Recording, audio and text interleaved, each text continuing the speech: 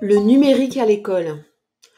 En voilà un sujet qui fait toujours parler. Si vous voulez faire discuter des gens, des enseignants, lancer le sujet, ça marche à tous les coups. Alors entre technophilie, technophobie, notre monde, et donc forcément le monde éducatif, est bousculé dans ses pratiques. Et donc du coup, je suis très très heureuse de recevoir Louis Dérac pour parler de la chose numérique. Louis, dis-nous qui tu es. Eh ben, bonjour Nathalie, et merci beaucoup de me recevoir ici. Donc moi je suis un acteur de l'éducation numérique, c'est comme ça que je me définis. Par un hasard des choses, je me suis retrouvé dans ce monde-là. On pourrait y revenir, mais mais voilà, finalement, d'une certaine manière, ça fait presque maintenant 12 ans que je travaille sur cette question, hein, en ayant d'abord commencé par plus précisément le sujet de l'éducation aux médias et à l'information. Et ensuite, j'ai ouvert le sujet en passant à enfin, cette question de culture numérique, la culturation numérique, et donc maintenant que j'ouvre à la question de l'éducation numérique. Et donc je suis indépendant depuis 5 ans et j'accompagne divers acteurs et actrices de cet immense sujet. Super. Tu parles, toi, sauf erreur de ma part, de la chose numérique. Pourquoi tu utilises ce terme? Alors je sais plus trop quand ça m'est venu et je sais pas s'il faut le ramener à quelqu'un d'autre, qu'il Hmm. faudrait créditer pour cet Ouais, usage, mais et certainement puisque comme on dit, on n'est jamais le premier à avoir pensé à quelque non. chose. Mais, un des problèmes qu'on a quand on parle du numérique, c'est qu'on est face à un terme, qui sémantiquement ne veut rien dire et Hmm. qu'il est intéressant de rappeler, de dire que c'était d'abord un adjectif quelconque, hein, puisqu'il qualifiait il qualifiait simplement ce qui relève des nombres, ce qui se représente en nombres. Donc on a utilisé cet adjectif avant l'informatique. On parlait d'une supériorité numérique quand une armée avait plus de bons hommes que d'un côté que de l'autre. On parlait de calcul numérique parce qu'on faisait des calculs avec des nombres. Et cet adjectif est ensuite devenu technique quand l'informatique a commencé à représenter l'information sous forme de nombres. Hmm. Et ensuite, on Merci. a, Hmm. ouais, et pour finir cette petite présentation, parce que c'est vrai que c'est intéressant, Ouais. l'adjectif qui était un adjectif technique, on parlait d'un ordinateur numérique parce qu'on était sur un ordinateur qui transmettait des informations sous forme de nombres. On était sur un appareil photo numérique, puisque à l'inverse d'un appareil photo argentique, on transmettait des photos stockées sous forme de nombres.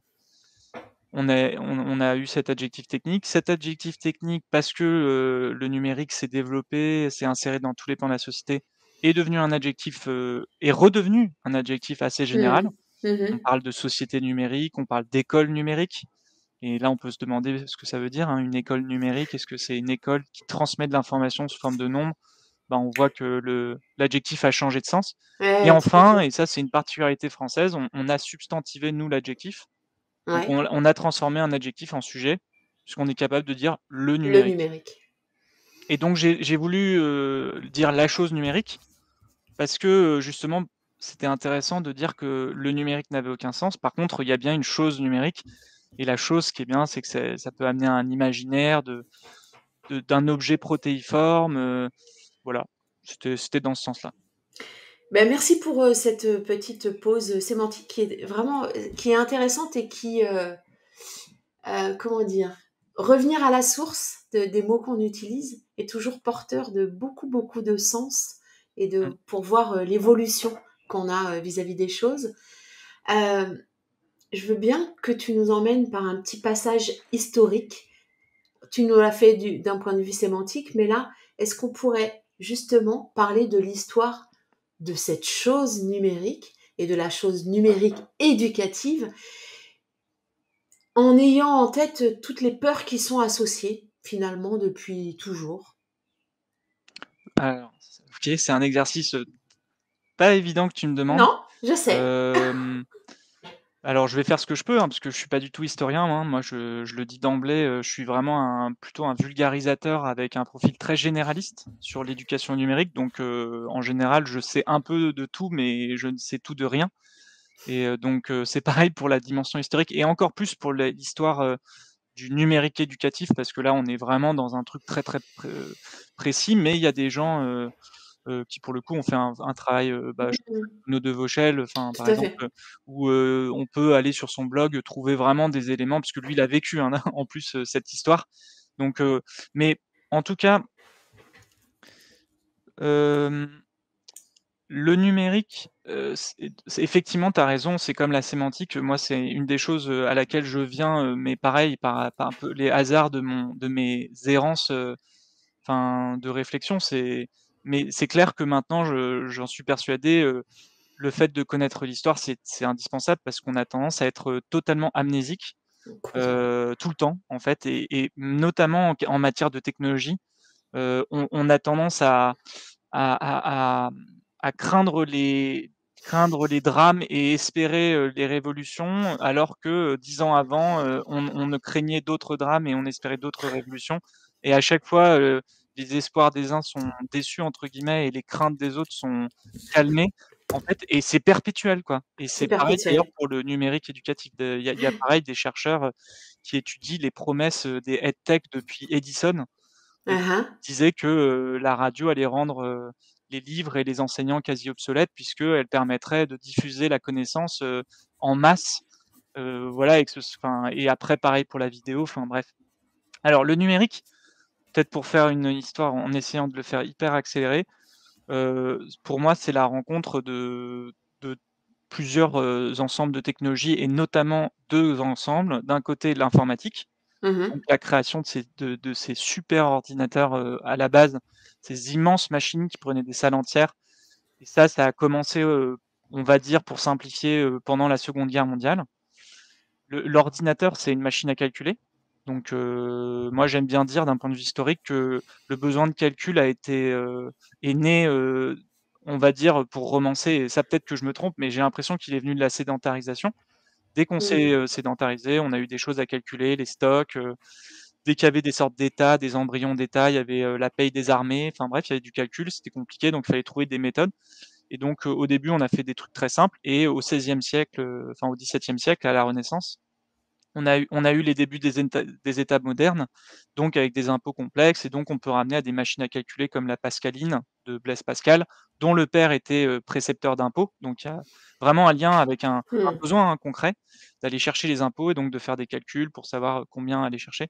Donc voilà, d'un côté, on a ces ordinateurs qui naissent du besoin de calcul et donc pendant la Seconde Guerre mondiale, on avait besoin d'énormément de calculs pour les calculs balistiques, hein, donc tout ce qui était, canon, artillerie et cetera et d'un autre côté, les questions de décryptage des renseignements et ça, il y a un film, un peu connu, qui s'appelle, Imitation Game, Oui, tout à fait. voilà, qui raconte l'histoire romancée d'Alan Turing et de la manière dont, pendant la Seconde Guerre mondiale, il a contribué à la création d'un des premiers ordinateurs, autour de cette question de comment on calcule assez vite, Mmh. pour, craquer à la journée, la clé, de chiffrement des ennemis, quoi.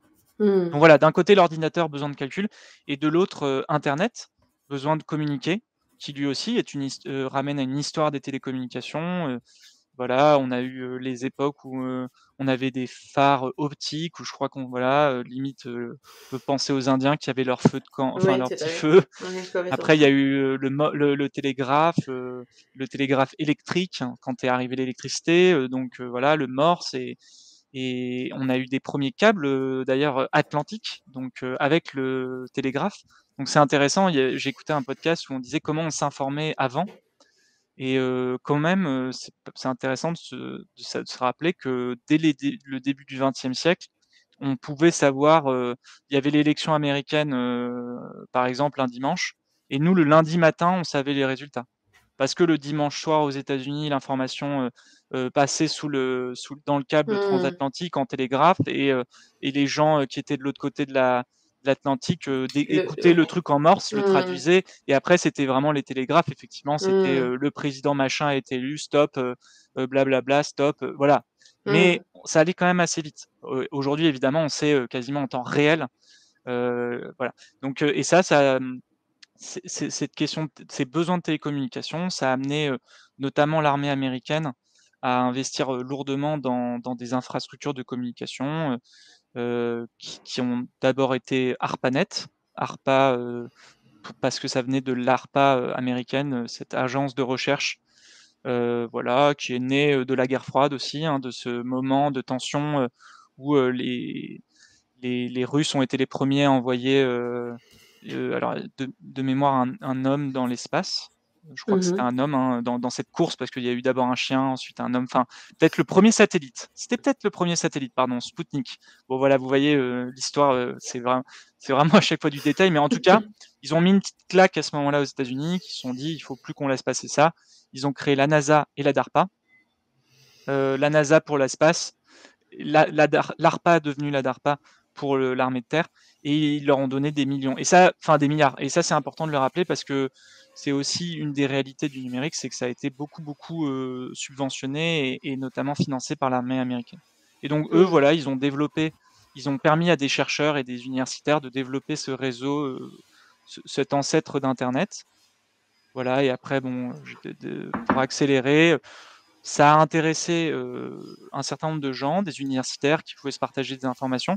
Et en fait, ça a aussi intéressé une communauté de hippies, de geeks, de hackers, qui eux ont vu en l'ordinateur et en Internet des moyens d'émancipation. Et Mhm. ça, en tout cas, c'était assez notable parce que à l'époque, l'ordinateur, c'était vraiment, enfin, c'était très cher, c'était des millions, hein, un super ordinateur. C'était réservé aux grandes universités, Mhm. aux énormes bureaucraties. Et donc, c'était Big Brother déjà à l'époque. Et c'était Big Blue pour caractériser IBM. Et donc, les premiers de la Silicon Valley, là, Apple et les autres, se sont positionnés contre cette sorte de bureaucratie qui utilisait des ordinateurs pour un peu informatiser le monde, pour voilà. Et donc, la pub très connue d'Apple, qu'ils ont lancé en 1984 en référence au livre d'Orwell, Mhm. c'était de dire que grâce à l'ordinateur personnel, 1984 ne serait pas Eh comme oui. 1984 parce que l'ordinateur personnel serait l'outil d'émancipation individuelle. Voilà. Et donc ça a été un peu remarquable parce que ça a vraiment fait rentrer ça, l'ordinateur personnel, puis Internet qui s'est démocratisé, puis Mhm. l'arrivée du web qui a aussi contribué à démocratiser, a fait que en très très peu de temps, finalement, dans l'histoire, le réseau Internet, le web et l'ordinateur personnel se sont insérés dans les foyers, sans parler du smartphone en 2007, Ouais. avec le premier iPhone. Voilà, qui a été le dernier maillon parce que l'ordinateur personnel restait un outil, on pourra y revenir parce que c'est hyper important dans l'école, restait l'ordinateur un outil plutôt de sachant, avec un Mhm. clavier, donc Oui. de l'écrit. Donc l'écrit n'étant pas un domaine dans lequel toute une population est forcément à l'aise. Voilà, et le smartphone a été l'achèvement de cette immense démocratisation. Et c'est important de rappeler que le numérique, du coup, qu'on a vu et regroupe plein plein de choses, c'est à la fois quelque chose qui a été fulgurant, Mhm. puisque finalement l'ordinateur personnel, c'est les années 80, le smartphone, c'est seulement 2007, la 3G, sa démocratisation en France, c'est 2010-2011. Donc finalement, on a l'impression qu'on ne sait plus faire sans et que tout le monde a toujours eu ça, mais en fait, ça n'a qu'une douzaine d'années. Eh oui. À écouter ce retour historique, j'ai deux choses qui me viennent. Je trouve que à chaque fois, ça questionne quelque chose qui est plus grand que nous. Et là, on arrive à une dimension presque sidérale, hein, avec toutes les évolutions technologiques sur ce numérique. Et j'ai une question, je me dis, étant donné la fulgurance de ces innovations, je me demande dans quelle mesure notre cerveau est toujours un tout petit peu en deçà du potentiel de ces machines, et qu'il nous faut un petit temps Mmh. pour nous acculturer et comprendre quels sont les dangers et Mmh. les bienfaits de tout ce qui nous est proposé. Bah oui, oui, totalement. Et c'est d'ailleurs un des trucs qui est, enfin, qu'il faut garder en tête, hein. Moi, c'est souvent par ça que je commence, c'est qu'on est on est sur quelque chose qui a été fulgurant et qui reste récent, donc on a peu de Mmh, recul. ouais. Il commence à y avoir maintenant, sur certains sujets, des méta-études qui donc sont des compilations d'études et qui permettent d'y voir un peu plus clair sur Mmh. certains aspects du numérique, des aspects positifs et des aspects négatifs. Euh, un élément, par exemple, c'est que clairement l'outil numérique est une technologie, mais comme l'a été l'écriture, en fait, Ouais. c'est Mmh. un outil de stockage, donc qui joue sur notre manière de nous représenter le monde et de l'oublier aussi, puisque Mmh. comme on peut le décharger quelque part, on peut l'oublier. Mmh. À l'inverse des peuples qui encore aujourd'hui sont sur des traditions 100% Oral. orales et Mmh. voilà, pour qui Mmh. il n'y a pas cette option technologique de déstocker en fait. Mmh. Donc voilà, il y a des choses maintenant qui commencent à être étudiées. Enfin, c'est intéressant. Moi, je trouve qu'on est enfin, j'ai l'impression qu'on est un peu à un âge de raison Oui. du, du numérique parce on commence à avoir ce recul Mmh. de chercheurs, notamment des sciences humaines et sociales, qui avant n'avaient pas le temps de d'étudier quelque chose qui était en perpétuelle mutation, mais comme on Mmh. est aujourd'hui, pour le moment, parce qu'il y a eu les potentielles disruptions du métavers, il y a la réalité virtuelle, en ce moment, il y a les intelligences artificielles Ouais. type ChatGPT et autres LLM, Mmh. Language Learning Model, qui amène d'éventuelles disruptions, mais jusqu'à maintenant, on était dans une relative stagnation de l'innovation, Ouais. Et voilà, sur continuité en tout cas. Il y avait ouais, pas une de relative rupture. Mmh. continuité, ce qui rend la tâche plus facile pour des chercheurs Tout à fait. d'étudier sur 5-10 ans des Mmh. cohortes et de faire voilà, des analyses. Donc, on arrive à maintenant avoir quand même un peu d'infos, ce qui est aussi donc bah, là, ton titre, c'est entre technophobie et technophilie. Ce qui, moi, en tout cas, m'amène à un positionnement technocritique, dans le sens où Mmh. on peut quand Mmh. même maintenant étudier le fait que, bien que les origines des technologies numériques aient été très décentralisées euh, par des gens qui souhaitaient l'émancipation des individus, etc., force est aujourd'hui de constater que cette puissance numérique, a été petit à petit récupérée et Déployé. capturée Et oui. par quelques très grandes entreprises et quelques États, Mmh. voilà, qui l'un et l'autre peuvent nous alerter. Enfin, parce que Mmh. d'un côté, on a l'économie de l'attention, le modèle économique du capitalisme de surveillance, donc qui consiste à finalement gagner de l'argent par les données qui sont stockées sur nous. Des modèles de plus en plus fermés et donc dont on ne peut plus trop se sortir, des Mmh. modèles qui reposent beaucoup sur l'économie de l'attention et un certain nombre Et la bulle. d'algorithmes. Ouais, tout Voilà, à fait. en tout cas des Mmh. algorithmes qui Mmh. alors sont qualifiés d'addictifs, c'est-à-dire qu'ils reproduisent des mécanismes qui sont utilisés dans les casinos et Mmh. avec les principes de machine à sous, hein. Donc voilà, plein de mécanismes qui empiriquement démontrent que bah, ils maintiennent attentifs des utilisateurs. Donc là, je pense notamment aux grandes entreprises qui reposent sur la publicité, puisque c'est Mmh. leur modèle économique, hein, de faire Mmh. en sorte que leurs clients passent un maximum de temps sur l'appli et soient le plus disposés possible pour les publicités. Mmh. Et d'un autre côté, on a les États qui, après avoir eu un moment d'incompréhension vis-à-vis de ce monde numérique très libertaire, parce que c'est la culture aussi un peu des pionniers, hein, c'était des libertaires aux États-Unis, Oui. anarchistes en France, enfin, c'était une culture très contestataire, une pop culture qui a été petit à petit régulée. Alors, enfin, bon, pareil, je le dis avec, enfin, n'étant pas du tout un spécialiste, évidemment, certainement qu'il fallait réguler une partie parce que bah, ce que les pionniers faisaient mine de pas comprendre, c'était que une fois qu'Internet et le web se démocratiseraient, on y retrouverait le meilleur et le pire de l'humain. Et voilà, c'est ça. Et donc à un moment, Ouais. on peut pas dire que c'est une zone de non-droit, une sorte de Far West Mmh. numérique, ce qui était dans la pensée des libertaires, notamment américains, ce qui devait être Internet, hein. Ça Mmh. devait être un espace où les États ne se mêlent pas. Ouais. Et en même temps, les États ont beaucoup régulé, les ayants droit, donc toutes les questions. de propriété intellectuelle se sont retrouvés et maintenant on assiste aussi à un mouvement de surveillance qu'on Mmh. appelle la surveillance de masse avec les révélations Snowden en 2013, voilà, qui démontrent les capacités maintenant de surveillance des États. En ce moment, on a plein Mmh. de lois en France sécuritaires, on a de la vidéosurveillance qui se met en place dans de plus en plus de villes. Avec les Jeux olympiques, il y a des tests un peu grandeur nature qui vont être faits à Oui. des échelles Mmh. immenses, avec des millions de personnes.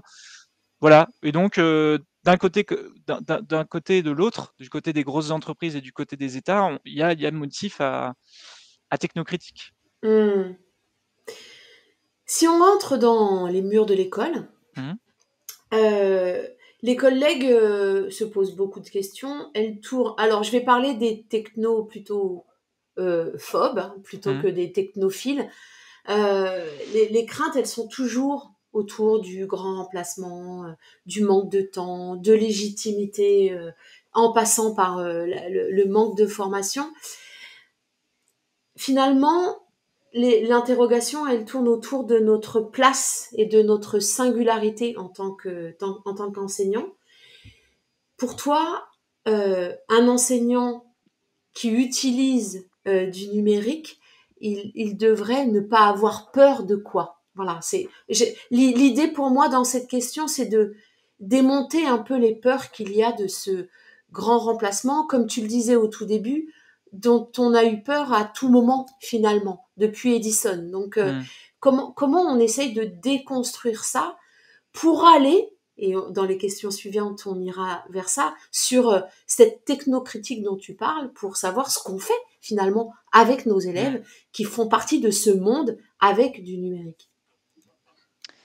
OK. Et bah, déjà, je dirais que moi, vraiment, je pense pas que les enseignants soient technophobes. Uhum. C'est-à-dire que pour connaître des gens technophobes, Ok, on peut pas dire qu'une profession dont les études de l'éducation nationale montrent ouais, bien que sûr. 90% ou 92% d'entre eux utilisent quotidiennement les outils numériques pour préparer leurs cours, pour Mm. faire des recherches, etc., soient technophobes.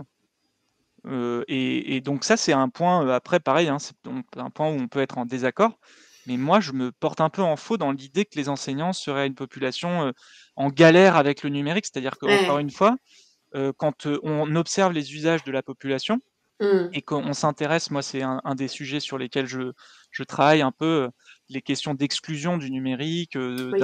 enfin et y compris des jeunes qui sont Mm. très à l'aise avec leur smartphone, mais incapables, d'envoyer un mail avec les codes, Mm.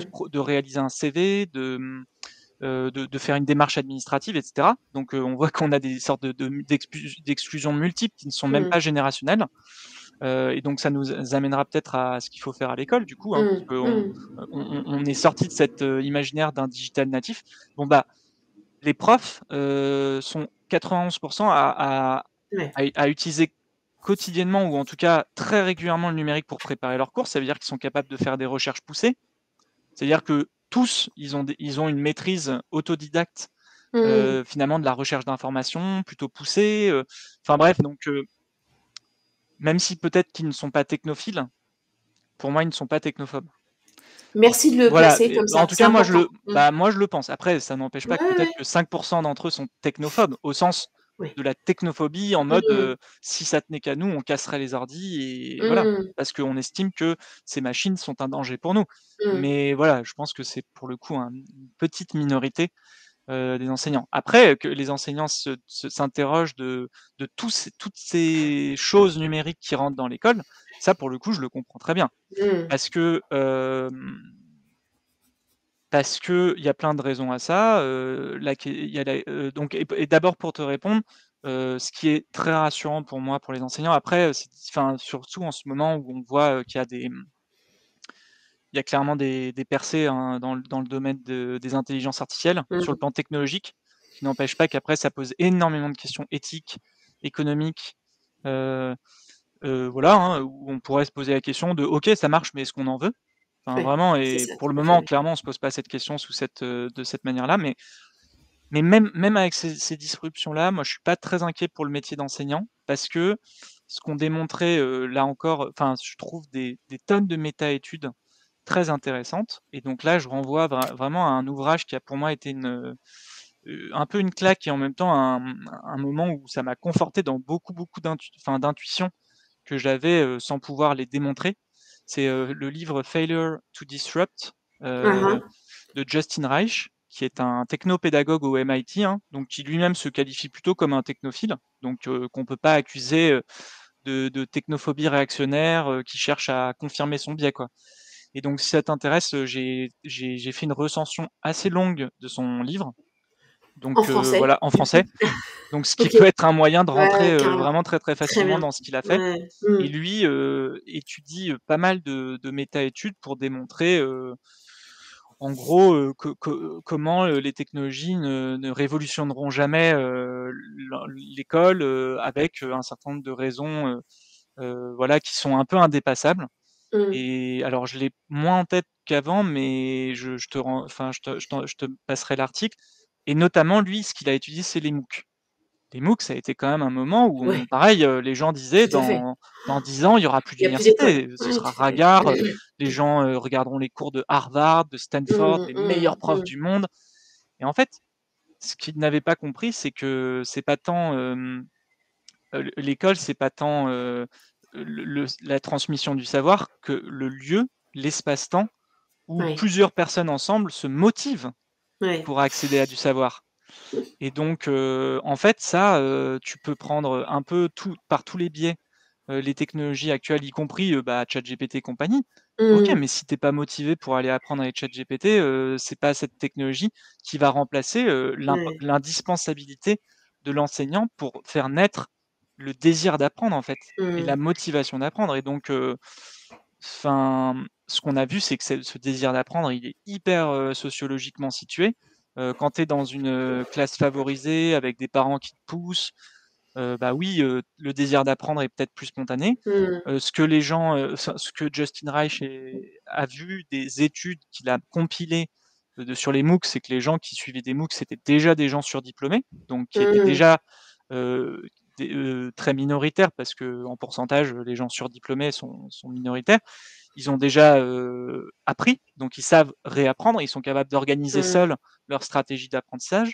Bref, pour toutes ces raisons, c'est pas du tout généralisable. Mm. Et pareil, il a étudié, et moi ça m'a vraiment interpellé quand on voit aujourd'hui entre nous les investissements qu'ils ont faits. Je vais voir si ça me revient. Il a étudié pas mal d'études qui étudiaient elles-mêmes l'apprentissage adaptatif. Mhm. Donc, c'est-à-dire, en gros, un exerciceur qui, grâce à des algos plus ou moins perfectionnés, Mm. tout le monde Selon maintenant. les erreurs que tu as faites, propose autre chose. Exactement, il a un arbre un peu Ouais. de décision, et enfin, Mm. si tu vas très vite pour faire tel exercice, ça montre que globalement, tu as compris la notion, donc c'est retenu, et après, on te propose On peut des passer à autre exercices. chose. Mm. Et en fait, toutes les études montrent que ça ne marche pas. Ouais. En fait, ces études montrent que ça ne marche pas. Et alors, de Mm. mémoire, ce qu'il dit, c'est qu'une des raisons pour lesquelles ça marche pas, c'est qu'en fait, ces exerciceurs ne peuvent que t'apprendre des trucs très simples, du Mm. style en maths, ça peut que t'apprendre à calculer bêtement. Ouais. Sauf qu'aujourd'hui, on n'a plus besoin de calculer bêtement. À la rigueur, on a besoin de raisonner. Ouais. Mais là, pour le coup, faire raisonner, c'est peut-être là que les LLM vont nous Et faire oui. passer à un niveau d'après, parce que tu pourras peut-être raisonner si on. Donc voilà, c'est là où il y aura peut-être un truc, Mm. mais en tout cas, ce que lui disait, c'est que pour le moment, il y avait vraiment. On butait sur cette question que Mm. même face à des outils d'apprentissage adaptatif, n'empêche qu'il fallait qu'il y ait un désir d'apprendre Mm. et une motivation. Voilà. Et donc pour ça, l'enseignant, enfin moi je suis pas très inquiet par rapport Mm. à cette crainte d'être remplacé. Mm. Voilà. Ouais. Mais à t'écouter, je me dis que après, enfin, avec le recul, on arrive toujours à dire et à être critique, nuancé, et se dire bon, finalement ça va aller. On n'avait pas à avoir si peur que ça. Mais n'empêche qu'au présent, quand une innovation arrive dans notre vie, il y a des discours alarmistes très très forts et des discours très qui vont très loin. Hier, j'écoutais, j'ai pas encore écouté toute la totalité, mais un podcast avec Laurent Alexandre, Ah oui. il est quoi, C'est un fondateur de chien. Ouais, de Doctissimo, ouais. Doctissimo, Ouais. et donc il parlait de ChatGPT 3 ou 4, Mmh. et il parlait des LM, Des donc LLM, ouais. Les LLM. large language models, Voilà, des modèles exactement. de langage, large, en gros. Et il affirmait comme ça haut et fort que, avec ce type de technologie, ça allait révolutionner, l'apprentissage de la lecture, et que les élèves allaient tous pouvoir apprendre à lire. Et là, je me dis: «Waouh!» Donc, avec le recul, on est capable d'avoir un discours plus nuancé, mais au présent, n'empêche qu'on se prend ces discours-là et on se dit: «Ouf, qu'est-ce Ouais. que c'est, quoi?» Oui, oui, bah, après, c'est là que l'histoire, est utile parce que, comme je te le disais, on est Mmh, amnésique c'est et ça. Mmh. Edison, devait avoir peut-être la même fougue, que Laurent Alexandre qui, Mmh. bon, tu vois, est Mmh. connu pour être un un personnage, enfin très quasi caricatural en fait et enfin, Non, mais c'est s'il dit certaines choses sensées, il dit beaucoup de conneries aussi. Voilà et donc je pense que c'est pas la personne à écouter en ce moment. Je vous conseille, si ça vous intéresse, sur ce sujet en particulier, il y a par exemple, 3 épisodes de Avec philosophie, ouais.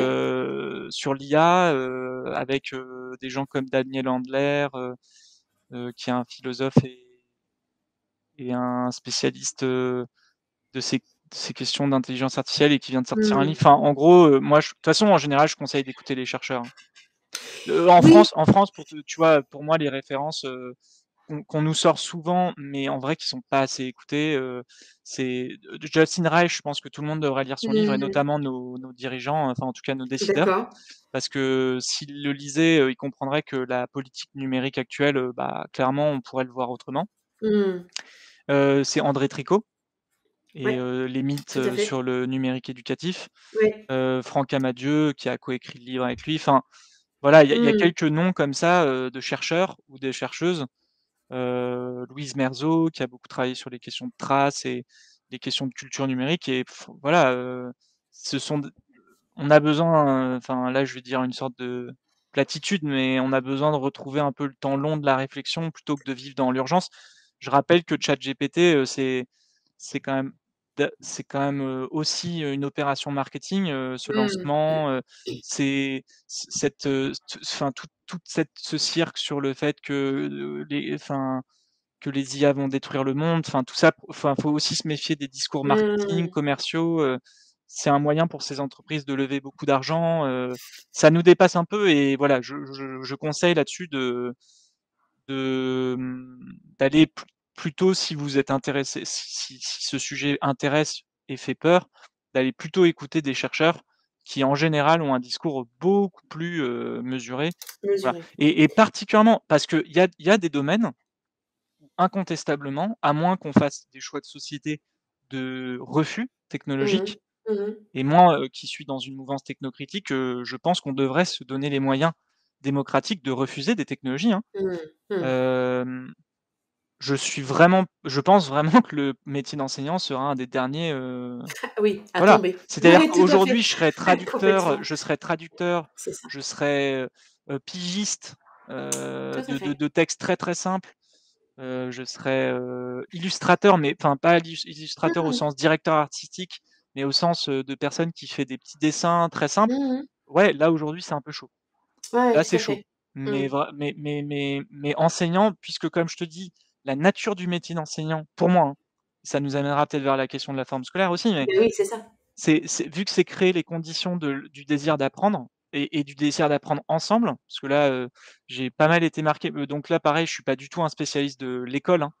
Mais dans les quelques personnes qui m'ont beaucoup inspiré, il y avait ce que Philippe Mérieux disait pendant la pandémie notamment. Il rappelait que le but de l'école, c'est pas seulement que les jeunes, viennent y apprendre, c'est qu'ils viennent y apprendre ensemble. Ensemble. Tout à Et ça fait. pareil, ça nous interroge parce que si, l'idée, du numérique, c'est que tout le monde apprenne devant son ordi avec Mmh. un exerciceur qui te fait tourner des exercices Mmh. pour te rendre meilleur en maths et en français, mais que tu apprends tout seul, bah, ça pose question. Est-ce que c'est ça la mission de l'école? Oui, c'est ça. Est-ce qu'on fait société en faisant Bah, ouais. Est-ce que le et but de l'école, c'est de faire apprendre ou est-ce que c'est de faire mmh, apprendre ensemble? et Moi, je oui. dis souvent à des amis, de manière un peu provoque, je leur dis, bah, parce que certains me demandent, ils savent que je travaille un peu dans le monde éducatif, ils ont un enfant, qui a une dyslexie, qui a un trouble, qui a encore pas très Mmh. bien compris, je leur dis: «Bon, déjà, l'école, progresse très vite sur ces sujets, mais en vrai, moi, vu votre contexte familial, je me fais aucun souci pour lui, hein». Enfin, Ouais, soyons mais oui, clairs. c'est ça. Enfin, Oui. l'école ne jouera que marginalement sur votre enfant. Vous êtes beaucoup Ouais, trop ouais. privilégié. Mmh mh. Voilà. Par contre, à l'école, il va apprendre à faire société, il va apprendre à Mmh. sociabiliser avec d'autres Mmh. enfants différents Mmh. de lui, et Mmh. cetera. Et Mmh. donc, c'est là que le rôle de l'enseignant, le rôle de l'école en tant que lieu, moi, je pense que tant qu'on a cette vision-là, il est vraiment pas en danger. Donc on souffle et on respire et et la nécessité, justement, c'est de prendre conscience en tant qu'enseignant de ce qu'on est et de ce qu'on apporte au monde et aux enfants avec qui on travaille. Et je trouve que, heu, un des grands boulots pour nous, c'est celui-là. C'est de se dire: «Mais finalement, ma valeur ajoutée, elle est pas juste de faire B, A, ba à mes élèves, c'est d'installer cette confiance, c'est d'installer ce désir d'apprendre, c'est» et pour le coup, là, quand on est positionné comme ça, on n'a plus peur. Tu parlais de forme scolaire et je pense que ça, c'est important parce qu'on peut se sentir, peut se sentir déstabilisé par toutes les connaissances qui circulent sur le net. On y accède en un clic. Donc un enseignant qui se positionne comme étant détenteur d'un savoir à dispenser, forcément il se sent en danger. Donc comment interrogeons cette forme scolaire et avec le monde qui est le nôtre, le monde de l'information, le monde de la mise à disposition de la connaissance, comment nous, en tant qu'enseignants, justement, on vient sur cette valeur ajoutée et on utilise correctement et de façon efficiente tout ce qui est à notre disposition. Mmh. Oui, mais c'est pour ça, hein, c'est moi qui donne des cours maintenant, aux supérieurs, vraiment je dis après c'est une posture que je crée aussi, mais je dis vraiment: «Moi je suis pas venu là pour vous transmettre de la Et oui. connaissance». Mmh. Parce que vraiment elle existe déjà. Enfin franchement tout ce que je vais vous dire, c'est des Mmh. choses que je d'ailleurs que quand moi je prépare mes cours, je vais aussi récupérer, enfin moi-même, on est très peu à produire, totalement de zéro, Bien sûr. de la connaissance. Enfin donc Mmh. ce serait hyper prétentieux de le prétendre, Mmh. et Mmh. donc moi, je suis vraiment dans une logique où mon but c'est d'acter que si ça suffisait que la connaissance soit accessible pour que les gens apprennent, ça se saurait. Et je Oui, on reviens en aurait à fait la preuve. bah Oui, tout oui, à et fait. je reviens à l'histoire des MOOC, Oui, de Justin Reich. bien C'est sûr. voilà, c'est une démonstration, pour le coup, sur des milliers d'études, que voilà, les gens qui vont au bout des MOOC sont les gens qui ont déjà, été diplômés, qui ont ce désir Mmh. d'apprendre, qui sont sur des trucs très précis. Et l'autre truc qui est intéressant d'ailleurs dans les MOOC, ça me revient, c'est qu'en termes de data, on se disait que les données des MOOC allaient nous donner des données de malades sur comment les gens apprennent. Et en fait, il disait, en fait, cet océan de données nous a appris que des platitudes, genre, plus tu apprends, meilleur tu es, quoi. Voilà, Oui, c'est ça. super. OK. Donc au moins maintenant on le sait, mais disons qu'on n'a pas fait des trucs on n'a pas appris des trucs révolutionnaires, Mmh. suite Mmh. aux Mmh. données, que nous ont donné les MOOC. Donc clairement pour moi, il y a vraiment ça fait vraiment partie du nouveau job d'enseignant, mais ça pareil, je pense que ça commence à être vraiment intégré par la communauté éducative, qui est de se dire, moi, je suis plus un transmetteur du savoir. En revanche, je suis un animateur de l'accès au savoir, et Mmh. et et donc, une des grandes fonctions, je pense, des enseignants aujourd'hui, et ça va l'être de plus en plus, ça va être, de former, l'esprit critique, Et des oui. élèves.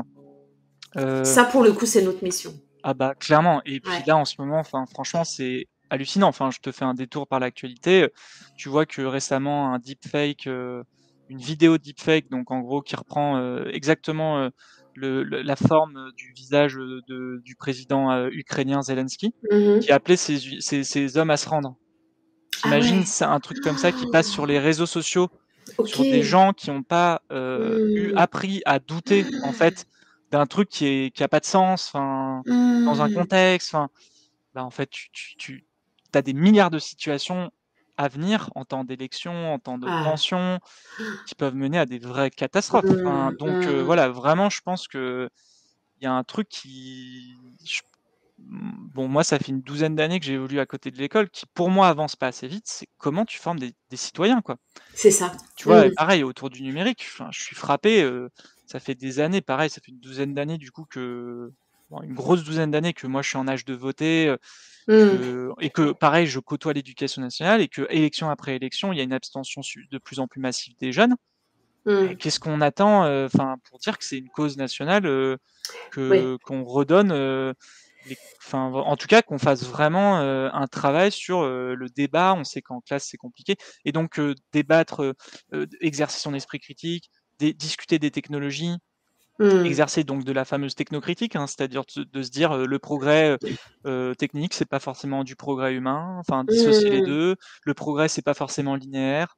Tout ça, en fait, c'est des choses qu'on pourrait apprendre et donc là encore, en ce sens, je pense que l'avenir des enseignants est préservé et donc par rapport à cette connaissance qui existe sur internet, heu, moi je pen voilà, moi je pense que les enseignants n'ont pas du tout de crainte à avoir avec ce Mmh. contenu puisque la question n'est pas celle du contenu, la question c'est celle de donner envie d'apprendre, et de faire apprendre et puis aussi Mmh. d'une certaine manière, je pense qu'il y a quand même une question de didactique. On en revient un peu à la mission première, c'est qu'il y a tellement de contenu et on a un nombre d'heures, limité. Moi, par exemple, en Tout ce à moment, fait.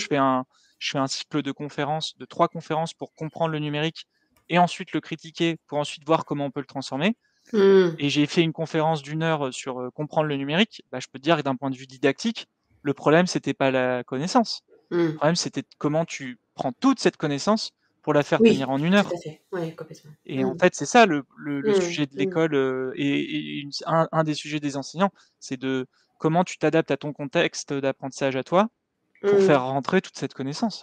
Donc pareil, ça c'est pas parce que la connaissance est en ligne que ça va changer cette mission-là. Mmh. Donc une mission éducative, en mutation, mais en tant que parent, c'est la même chose, hein. Enfin, je pense que c'est des questions, qui se posent, dès qu'on accompagne, des enfants.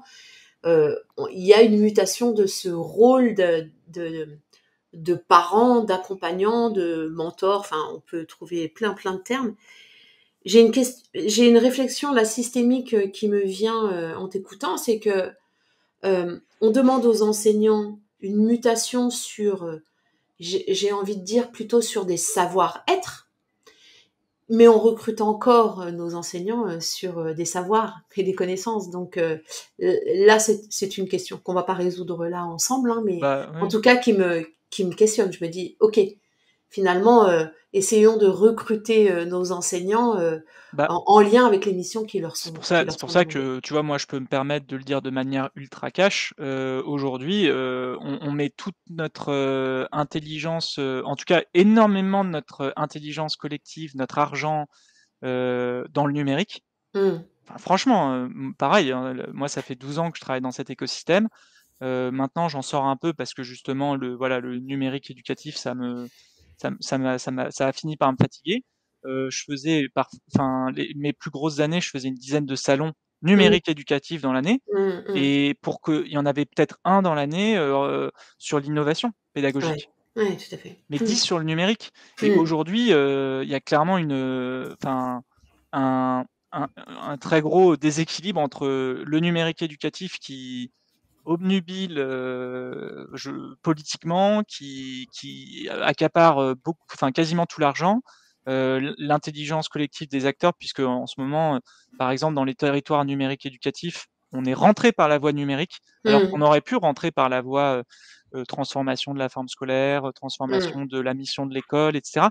Tout à Parce fait. et donc pendant ce temps-là, comme tu le dis, pour moi, on n'a pas du tout, Mais en non. réalité, à part à la marge, on n'a pas du tout avancé sur cette remise en question de Mmh. quel est le rôle de l'école Mmh. aujourd'hui? Parce que pour Tout moi, à il y a une fait. claire tension entre former des employés, notamment dans les filières numériques en tension, hein. On le sent, Mmh.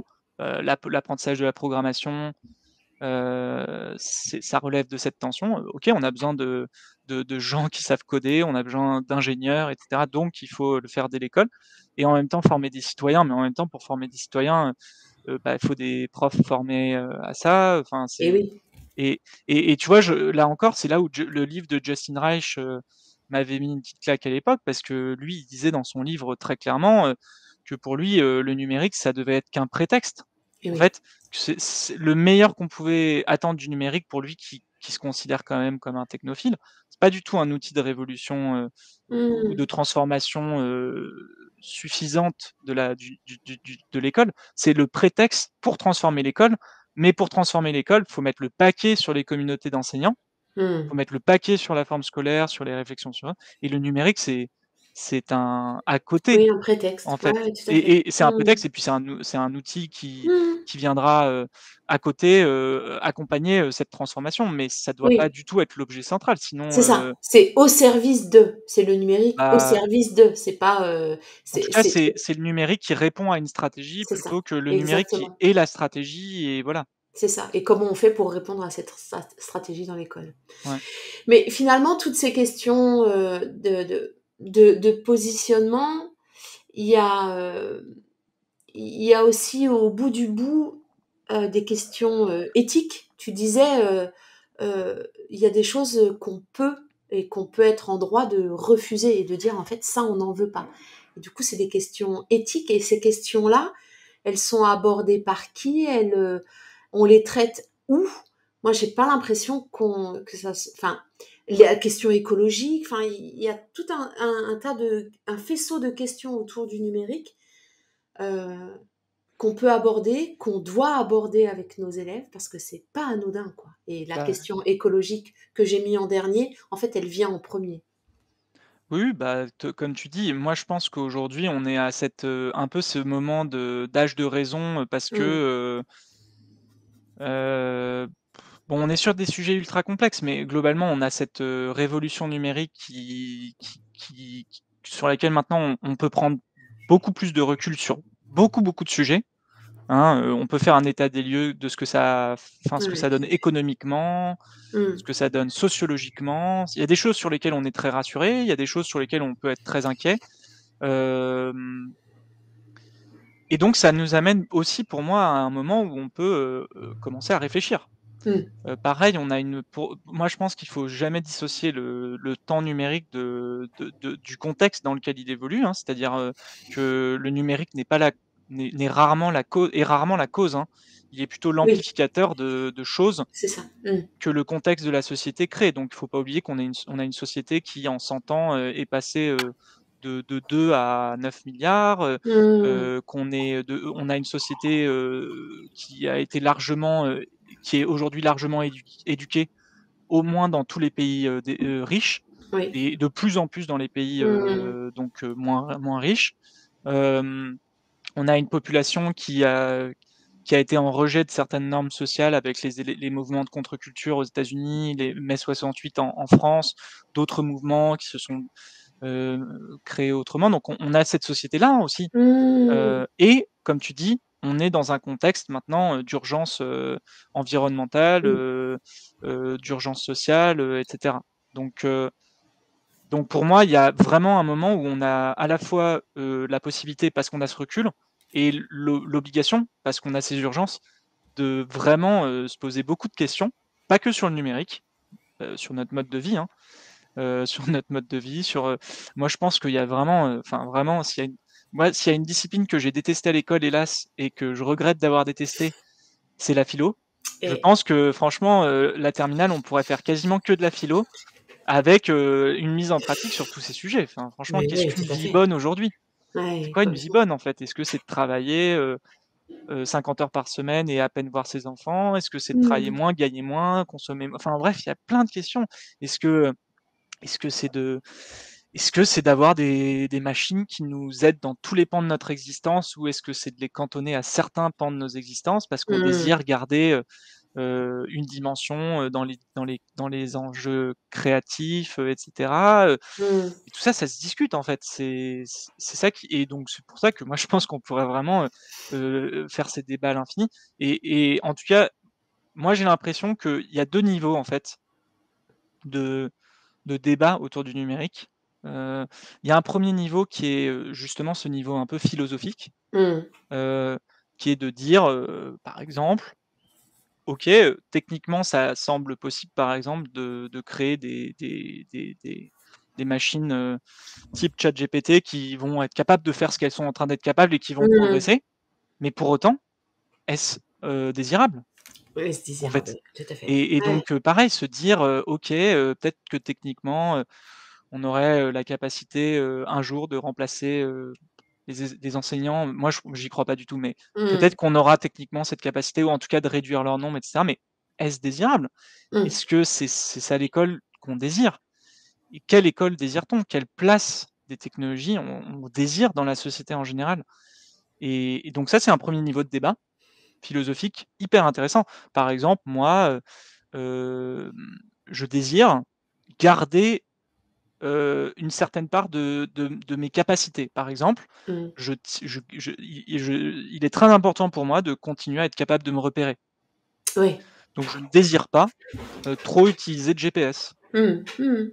Il y a plein d'exemples comme ça. Je Ouais, ne tout à désire fait. pas parler à des objets, pour le Mmh. moment. Peut-être qu'un jour Mmh. ça changera, mais aujourd'hui, je vois dans les films futuristes et je sais qu'aujourd'hui déjà on a plein de personnes qui achètent des enceintes connectées. Moi personnellement, je ne le désire pas. Mmh. Et il y a des exemples à l'infini de comme ça, qu'est-ce qui est désirable, pour nous, philosophiquement et cetera. Et après, il y a la question de la réalité, dans laquelle on est, où pour moi il y a des contraintes, indépassables qui sont déjà environnementales. Mmh mh. Ça, si ça vous intéresse, pareil, allez voir ma conférence ou allez voir, juste renseignez-vous sur les impacts, non pas seulement climatiques, mais environnementaux du numérique, Ouais. en matière de pollution, de consommation d'eau, et cetera. On a des contraintes indépassables, même en termes de matières premières, hein. C'est-à-dire Mmh. Mmh. qu'on va bientôt manquer des minerais, dont dépend, dont dépendent les infrastructures numériques et donc on va se poser des questions, si les ressources sont rares, est-ce qu'on les met, plutôt pour remplacer, pour réparer l'IRM de l'hôpital Mmh. ou est-ce qu'on, C'est ça. en met pour mettre des petits robots, Mmh. dans toutes les écoles? Mmh. Vraiment, on peut se poser la question. Et en fait, Complètement. ça amène un deuxième niveau de débat. Et ce débat, il est plus politique. C'est on a une rareté des ressources, on a des contraintes, on a des contraintes économiques, j'en ai parlé. Aujourd'hui, on met des millions, dans le Mmh. numérique, dans plein de domaines. Est-ce que c'est là-dedans qu'il faut mettre l'argent? Et là, on a Mmh. un débat politique qui est, on est sur une rareté de ressources, on a des contraintes environnementales, on a des contraintes économiques et cetera. Comment on priorise? Et ça, pareil, ça peut nous amener à des tonnes de débats passionnants. Et donc, moi, clairement, je pense que à l'école, on devrait commencer, pas les faire tous ces débats, mais on devrait commencer à habituer effectivement les jeunes à questionner, Et oui. cette impression que le numérique, est illimité. Parce qu'aujourd'hui, Mmh. c'est un peu ça. Mmh. On est le numérique, c'est vraiment l'écosystème sur lequel on a fait croire à cette notion d'illimité. On a on a des nuages dans lesquels on a du stockage quasi illimité, on a de la data sur nos smartphones en illimité, Mmh. c'est quand même quasiment tout le temps gratuit et de manière illimitée. On peut retweeter de manière illimitée, on peut Mmh. liker de manière illimitée. On n'a jamais cette, notion de, limite et ça, je Ouais, pense qu'il ouais, ouais. faut voilà, il faut vraiment questionner, Ouais, ouais. cet aspect. Et les limites, eh ben, c'est des choix à faire, c'est, une éthique, j'aime beaucoup ce terme de désirabilité, effectivement. Bah, Donc moi, il y a un il y a on a de bons jours devant nous, hein, en tant ah bah, qu'enseignant, oui, moi je oui. dis. Moi, il y a un format que j'aime beaucoup, c'est ça s'appelle le débat mouvant. Donc en Oui. fait, voilà, on met, des Mmh. gens dans une salle, Mmh. sans chaises et sans table. Ce qui pour le coup, pour parfois dans des configurations, scolaires, mais pas que, universitaires, c'est très compliqué quand les chaises sont collées, Ouais, on se rend compte de ce que la forme scolaire fait, ouais. aux méthodes pédagogiques. Mais bon, voilà, débat mouvant, on prend une salle, et moi je mets 2 axes. Je mets: «Est-ce que c'est soutenable?» Ça, Mmh. c'est la question de est-ce qu'on peut le faire? Et moi, j'aime bien à ce moment-là citer André Gorz, c'est, un des penseurs de l'écologie politique, qui disait: «Seul est digne de toi ce qui est bon pour tous». Donc, Ah, quand on parle de soutenabilité, c'est est-ce que c'est soutenable si tout OK. le monde l'a? Ouais, ouais. Et si c'est soutenable que parce que 10 de les gens l'ont, bah, là, Ouais. ça amène à une autre discussion philosophique, c'est est-ce que ça, c'est éthique? Bon, donc il y a le critère soutenable et après il y a le critère désirable. On pourrait avoir des trucs très soutenables, mais dont on n'a pas du tout envie. Ouais. Et en tout cas, ça crée un double axe hyper intéressant parce qu'après le débat mouvant, les gens se déplacent et on peut faire des tonnes de questions. La voiture, Mmh. électrique, désirable, soutenable? La Mmh. voiture autonome électrique partagée, est-ce que là, ça devient désirables et soutenables. C'est Mmh. hyper intéressant de voir et après donc les gens se déplacent, sur les 2 axes et on leur donne la parole pour leur expliquer pourquoi ils sont là où ils sont Mmh. et Mmh. ils se donnent des arguments et parfois du coup, quelqu'un peut changer d'avis et donc se déplacer dans le double axe parce qu'il a été convaincu, par des Ouais, arguments, qu'il a entendus et auxquels il avait certainement pas pensé et ça, tout le monde devrait faire ça et aujourd'hui. d'où la nécessité d'être ensemble. Ouais. Donc pour terminer, Louis, j'aurais envie de reprendre ce que tu as dit à plusieurs moments, c'est qu'il semble quand même qu'on soit à un âge de raison. Alors un âge de raison, ça veut dire qu'il faut être critique et critique, dans tous les sens du terme, prendre le bon, se poser, les bonnes questions. J'ai envie de dire, on est mûr, mais il y a plus qu'à y aller, quoi, il faut acter. Mmh. Voilà, donc avant de vous quitter, juste, j'ai retrouvé le nom d'une personne dont j'ai regardé une conférence sur, qui est géologue et qui parle des ressources minières, qui s'appelle Aurore Stéphan. Mmh. Moi, ça m'a bluffé. Enfin, voilà, je me suis dit, ok, on a du pain sur la planche. Et pour vraiment terminer, avant de te laisser le mot de la fin, si tu en as un, c'est voilà, on a de beaux jours devant nous en tant qu'enseignants si on se repositionne avec tout ce qu'on s'est dit durant cette heure sur l'esprit critique, sur les savoir-être et, euh, et philosophons. Mmh. Est-ce que tu as quelque chose à ajouter à ça?